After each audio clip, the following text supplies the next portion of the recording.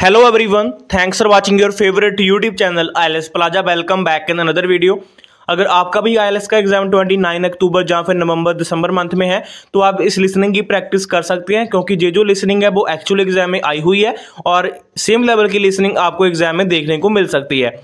तो इस लिसनिंग की प्रैक्टिस करना और जो स्कोर है कमेंट सेक्शन में शेयर कर देना। अगर आप में से कोई भी बच्चा इस चैनल पर पहली बार आया है तो हम आपको बताना चाहते हैं कि आप इस चैनल को सब्सक्राइब कर सकते हैं, क्योंकि हमारा जो चैनल है वो आपको ऐसा मटेरियल लिसनिंग का, रीडिंग का, राइटिंग का और स्पीकिंग का फ्री में देने वाला है जो आपको कोई भी इंस्टीट्यूट वाला, कोई भी चैनल वाला फ्री में नहीं देगा।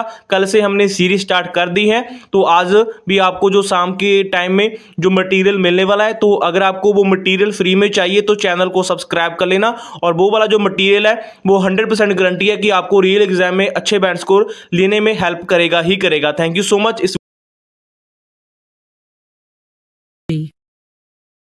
You will hear a number of different recordings and you'll have to answer questions on what you hear. There will be time for you to read the instructions and questions, and you'll have a chance to check your work. All the recordings will be played once only. The test is in 4 sections. At the end of the test, you will be given 10 minutes to transfer your answers to an answer sheet. Now turn to Section 1. Section 1.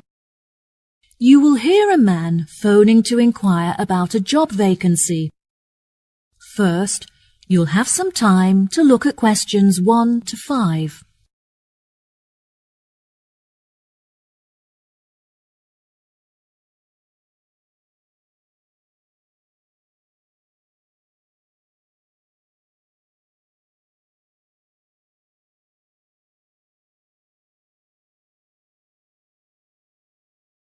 You will see there is an example that has been done for you. On this occasion only, the conversation relating to this will be played first. Good afternoon, Palm Resort. Good afternoon. I am ringing about the job I understand you have vacant. Oh, yes. I'd like to find out some more information if I may. Yes, of course. Can I take your name? It's Freddie Lee. Okay. The man's name is Freddie Lee. So, Freddie Lee has been written in the space. Now we shall begin. You should answer the questions as you listen, because you will not hear the recording a second time. Listen carefully and answer questions 1 to 5. Good afternoon, Palm Resort. Good afternoon. I am ringing about the job I understand you have vacant. Oh, yes. I'd like to find out some more information if I may. Yes, of course. Can I take your name? It's Freddie Lee. Okay, Freddie. What would you like to know? First of all, I'd like to know where your resort is located. It's near the city centre on Jamieson Island. That's Jamieson. Oh, brilliant. That's only 5 minutes from me. I finish at my college on the 12th of May, so I'll be available for work from that date.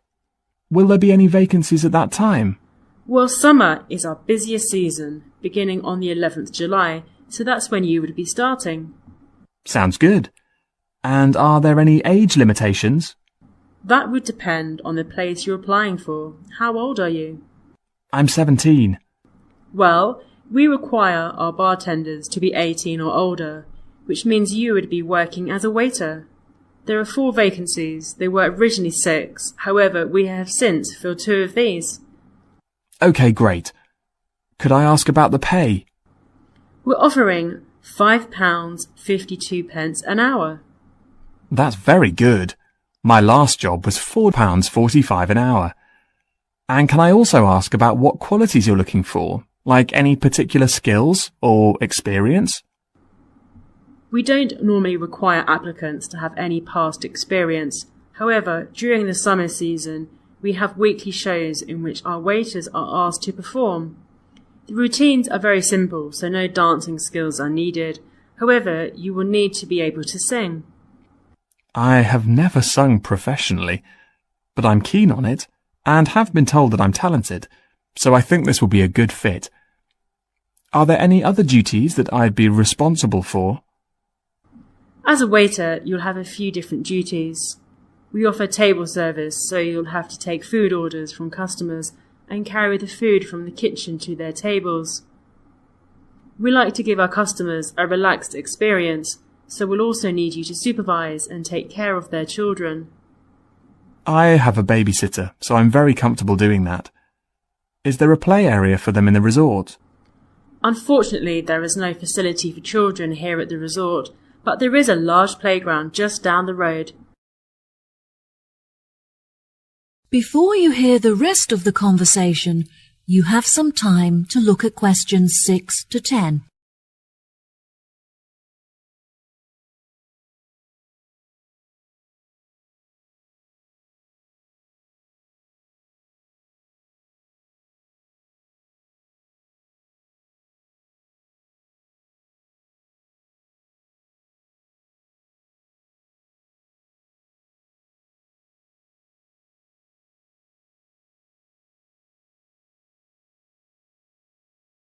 Now listen and answer questions 6 to 10.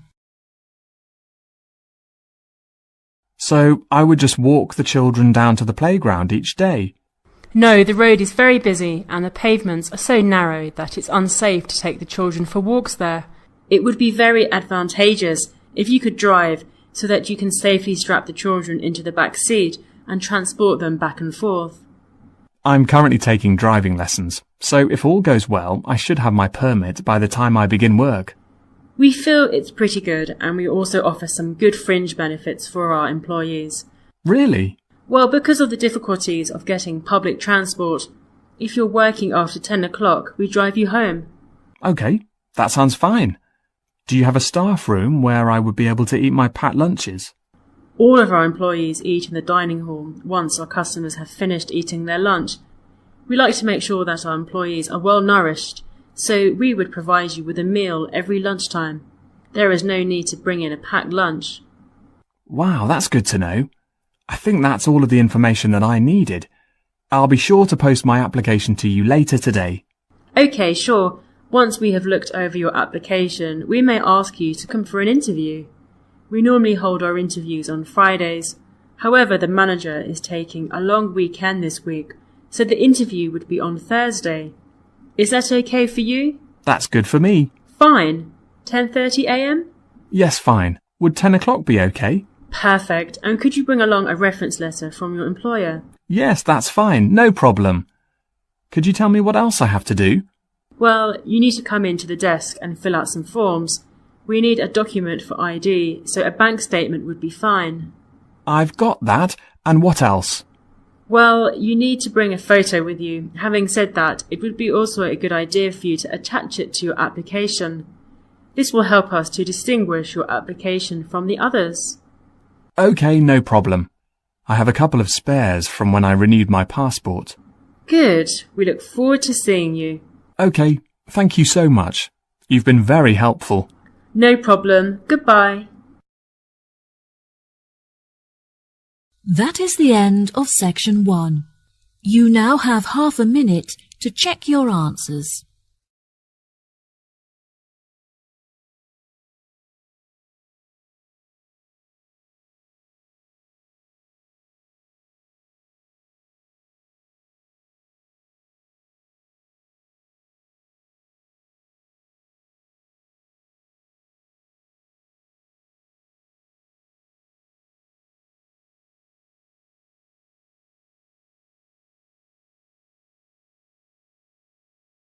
Now turn to section 2.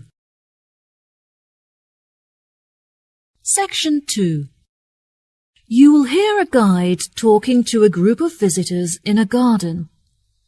First, you'll have some time to look at questions 11 to 14.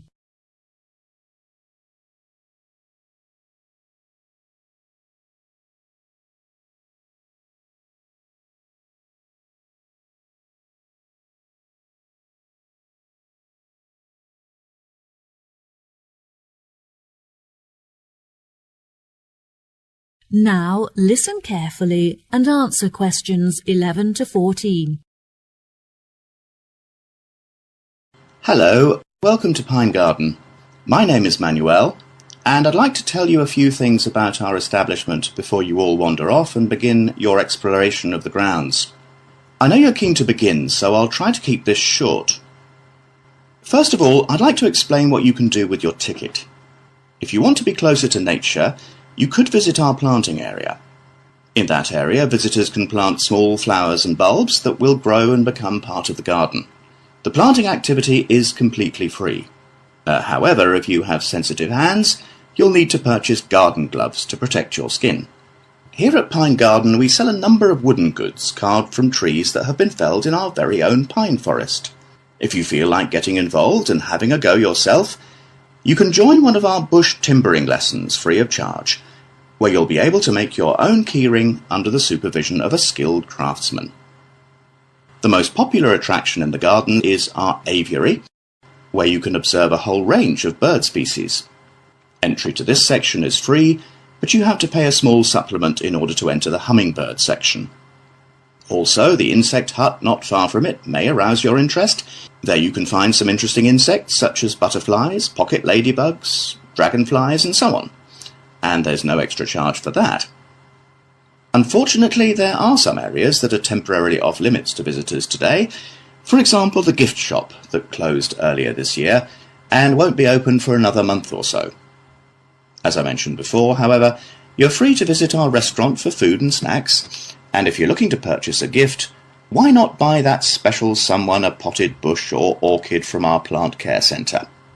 And our new treetop cafe is under construction, which will be very impressive when it's finished. In fact, the model town's already opened ahead of schedule, and it's attracting a lot of people. Now, our tourist office is normally available to provide tourists with a variety of help. However, the officer is sick at home today. Please do not let this discourage you from visiting these, as they provide quite an experience. Before you hear the rest of the talk, you'll have some time to look at questions 15 to 20.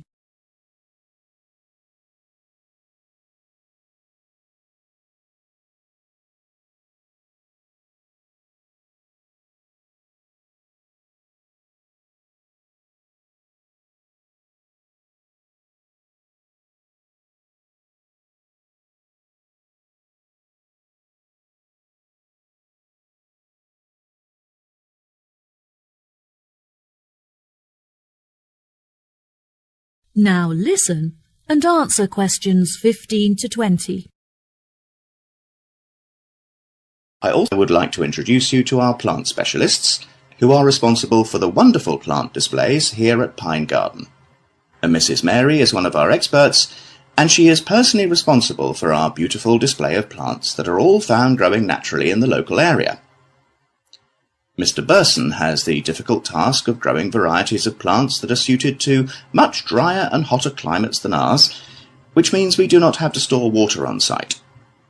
If you visit the glasshouse, you'll be able to see many plants that he has managed to cultivate without the need for rain or irrigation. Mr. Smith is responsible for the produce that you can eat in our restaurant, which ranges from varieties that grow under the ground to those that grow on trees and bushes. Now, Mr. Nooney here is our expert on the most commonly growing plant in the world, grass.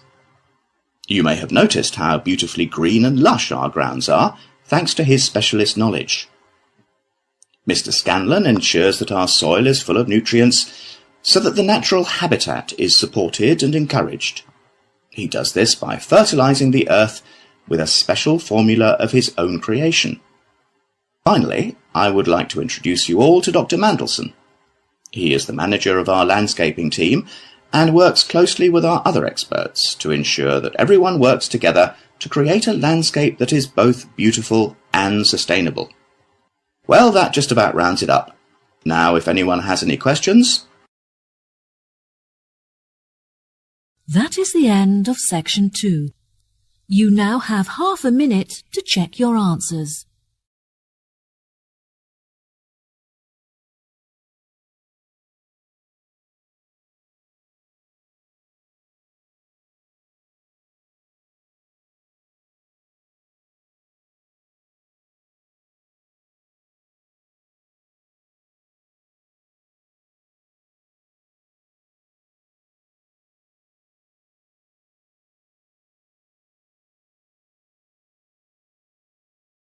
Now turn to Section 3.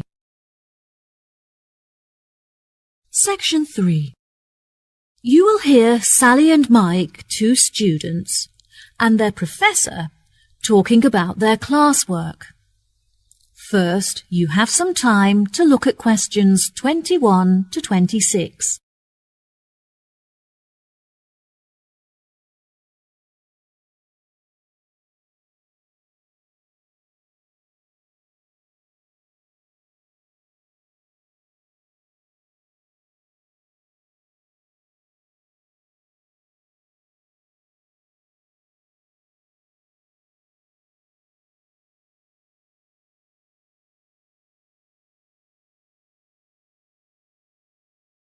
Now, listen carefully and answer questions 21 to 26.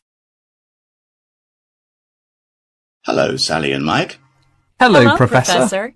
Welcome to the third meeting of our after-school club, where we discuss topics from the syllabus in order to help you to understand your classwork better. Now, I hope that you've read the notes I gave you last week on the ancient African traditions, as this will be the focus of our discussion today. Who can tell me how they were able to recognize different stars? Did they measure the distance between them? No, Sally, I'm afraid that's incorrect. Mike, do you know the answer? Historians used to think that the ancient Africans recognized stars by observing the manner in which they affected each other, but further research showed that they used the location of the stars in order to distinguish one from the other. Well done, Mike. Very good. Can either of you tell me anything about the Wayaka people? They have a lot of money, but do not trust banks to keep it safe. They believe that it's in their best interest to help themselves, not assist others. Instead, the tribe looks after their own finances and generate income from lending money to others in low-interest loans. What problems do the Africans suffer from? They used to suffer greatly from drought. However, they have now developed clever ways of overcoming it by moving to higher land. There are, however, far more predators in these mountainous areas, so it is vital that the Africans learn how to protect themselves in this new environment. Yes, that's right. Also, compared to more developed countries, the Africans are less concerned with their international status, which I find interesting. Very good. What else are the local people concerned with? Unlike other, poorer tribes, they have plenty of nourishing food, and they are able to afford vaccines that prevent them from catching diseases. They historically lived in the west of Africa, although later they were chased off their land by other tribes competing for food and water. It is their hope that they will eventually be able to return to their original homeland. Why has the financial condition of the African people deteriorated? Despite their modern transportation system, they find it very difficult to trade, because their tools are not sophisticated enough to mine minerals from the land. They have permission to engage in these commercial activities, so once they have the right tools, they will be able to develop a very large income from trade. Do you think that this new income will stop Africans suffering from starvation in the near future? Unfortunately, I don't think so. They should be able to start trading next year, but they will only have enough income to start growing sufficient food and crops to support the local people in the long-term future. Yes, that's correct. Before you hear the rest of the conversation, you have some time to look at questions 27 to 30.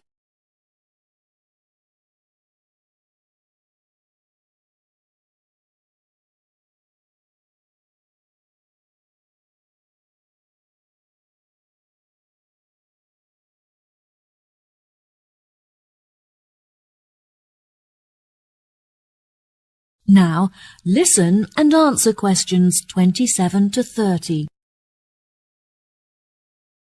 There are many charities from developed countries that are helping to ship food to African countries in order to feed the starving. Unfortunately, it is difficult to transport a lot of food to the right places, but Africans are very good at sharing and making sure that everyone gets something to eat.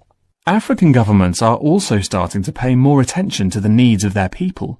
They have been directing a lot of money to help build schools in the more impoverished villages. As a part of their new education plan, which is fantastic. This means that, hopefully, all African children will be able to attend school daily without having to walk long distances. Yes, absolutely. Do you remember any other information from your class notes? Historically, the tribes in Africa often used to migrate across the country in search of food and water. They would live in tents that were easy to dismantle and transport to other locations. That's true, but now they are being encouraged to settle down in one area so they can establish colonies and build facilities for themselves, such as houses and schools. Some villages have even developed specific customs. For example, the Wayaka people consider it impolite if you do not bring gifts when visiting someone. Bravo! You've both contributed fantastic points to our conversation. That concludes our session for today. I'll see you next week. That is the end of section 3. You now have half a minute to check your answers.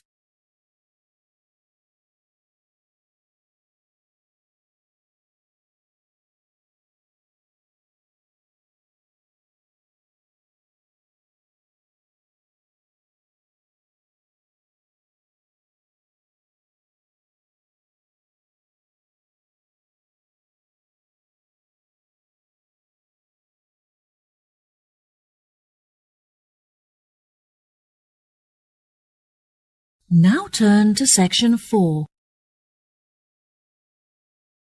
Section 4. You will hear a talk on the research of the sensory systems of different species. First, you have some time to look at questions 31 to 40.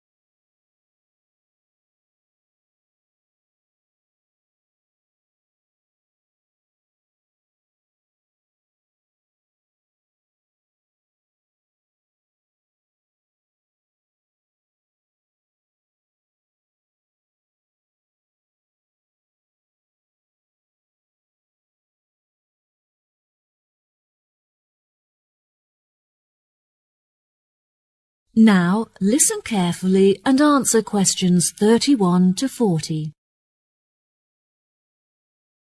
Good day, ladies and gentlemen. Welcome to the second lecture in our series on animal senses. Today I'll be comparing the sensory systems of different species and discussing how these senses enable them to explore their environment. When it comes to the sense of smell, you may think that human beings have powerful and well-evolved sensory systems.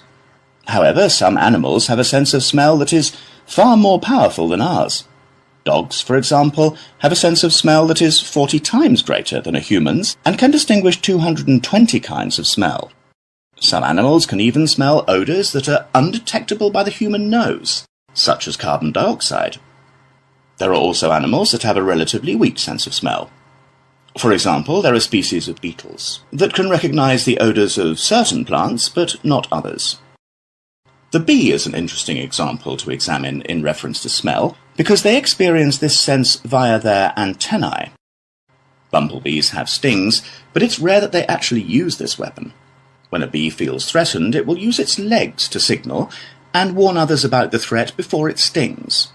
This is called a signalling posture and involves the bee lifting its two back legs into the air. Within any hive, there is a hierarchy with the queen bee at the top. The queen bee is able to control the colony by monitoring its movement through her feet. The queen bee is the only reproductive female in the entire colony, and she is also able to sting multiple times, unlike the worker bees that will die if they sting.